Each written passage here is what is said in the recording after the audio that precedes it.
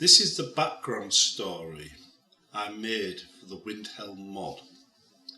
This was written in the documentation for the Windhelm mod for the original Skyrim and relates to a mod I'm thinking of making for the new version of Skyrim when it's released. Now this assumes you chose the Stormcloak side in the Civil War, and it's all based on actual lore found in the game. So this is a lore mod, and this is the story behind it. This all flows from the lore of the Elder Scrolls. Background story: Windhelm. A Jarl's first duty is to protect his people, or so the Dragonborn is told after taking over the position of Jarl of Windhelm. Yet the Thalmor use Ulfric to kill thousands of Nords in Eastmarch, and they continue to round them up even now. The White Gold Concordat Treaty signed by the Emperor still binds Skyrim today regardless of who won the Civil War, and nothing can change that fact. Only the High King could declare the treaty null and void and have Skyrim stand up together against the Aldmeri Dominion.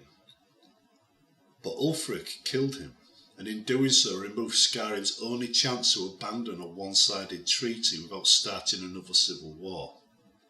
Right now there is no High King, no way out of the treaty that doesn't end in a civil war, so all the other Jarls sit on their buckets of imperial gold and do nothing whilst their people suffer. The Jarl's ancient right to rule becomes the Dragonborn's way out, allowing him to pull out of the White Gold Concordat without starting a new civil war, and the other Jarls and the Dragonborn take it. In the process, the Dragonborn knows he's handing a clause belli to the Aldmeri Dominion. Eastmarch will soon be at war with the Somerset Isles. It is not a war Eastmarch can win. They'll be coming for him, and whilst the other Jarls will respect his right to rule, they will do nothing to help the Dominion, since they will not help him either.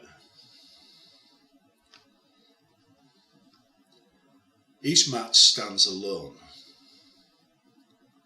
On the eve of war with the Aldmeri Dominion, the newly formed Eastmarch army is camped out in Windhelm.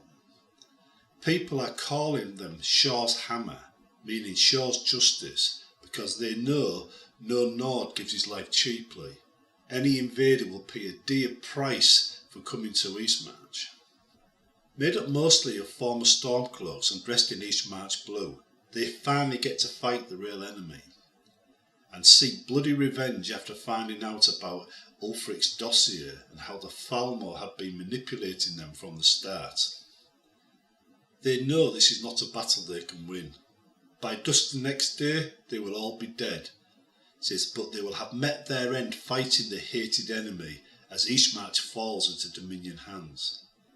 The rest of Skyrim will rise as one and deal with the Aldmeri Dominion once and for all.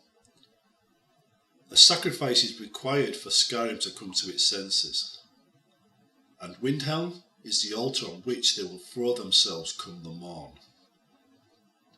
2 days hence, the bards will write at the final stand of the Dragonborn, and Shaw's Hammer at the Battle of Windhelm, and the elves will once again learn to fear men of the north.